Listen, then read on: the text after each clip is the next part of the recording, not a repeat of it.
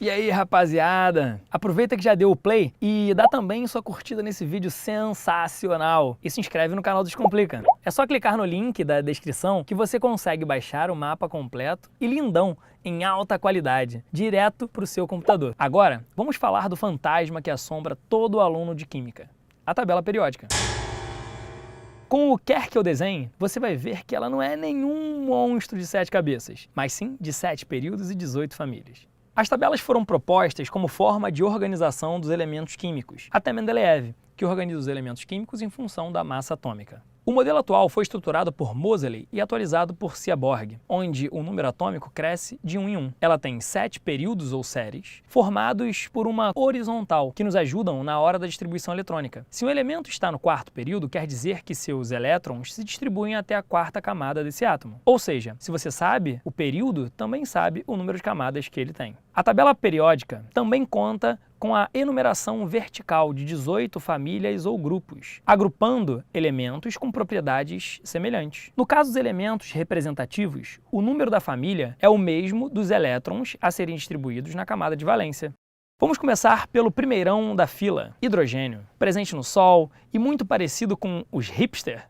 Essa estrela é um elemento peculiar, que não se encaixa em nenhuma outra classificação. Já os metais correspondem à maior parte da tabela periódica. A divisão acontece nessa espécie de escadinha que aparece no canto direito. Se esqueceram onde fica? Procure os elementos que formam a frase "Até assim, Brasil". Os metais são sólidos nas condições ambientes, menos o mercúrio, que é um líquido. Eles têm um brilho metálico característico e também tilintam, tipo aquele barulhinho do sino, sabe? Metais são dúcteis e, além de maleáveis, são ótimos condutores, tanto de calor quanto de eletricidade. Tem também aquele outro tipo de metal, mais estilo Iron Maiden. Só uma piadinha. Não esqueçam, crianças, o hidrogênio está na coluna dos metais, mas ele não é um metal alcalino, hein? Logo ao lado dos metais temos os ametais. Nesses elementos nada acontece, feijoada.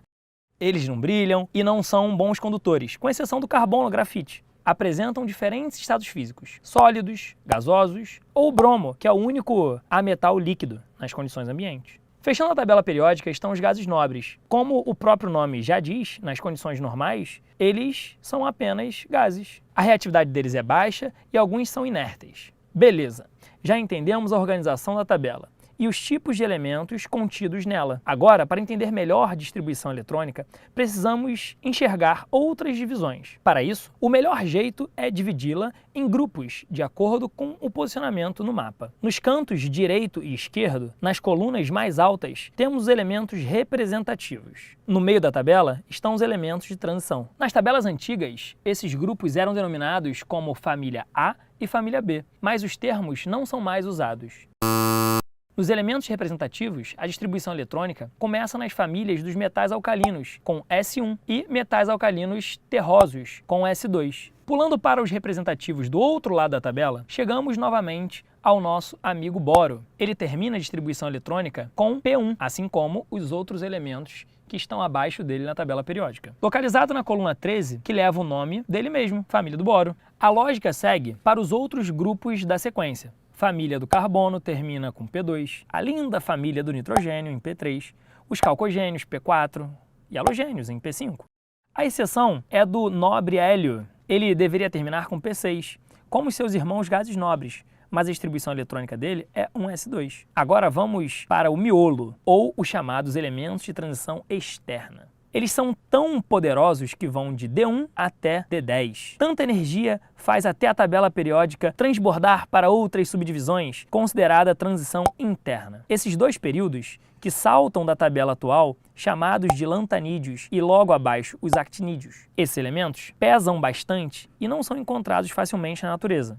Para sacar as propriedades periódicas de cada elemento, precisamos analisar bem qual a sua localização na tabela. A eletronegatividade cresce nas famílias de baixo para cima e nos períodos da esquerda para a direita. acompanhando o número atômico. O potencial de ionização e a afinidade eletrônica também seguem o mesmo raciocínio. Já a eletropositividade faz o contrário da eletronegatividade e cresce no sentido da direita para a esquerda e de cima para baixo, acompanhando o raio atômico, que tem um crescimento semelhante à eletropositividade. É importante ressaltar que a eletronegatividade, a eletropositividade e a afinidade eletrônica não são considerados os gases nobres nessa análise.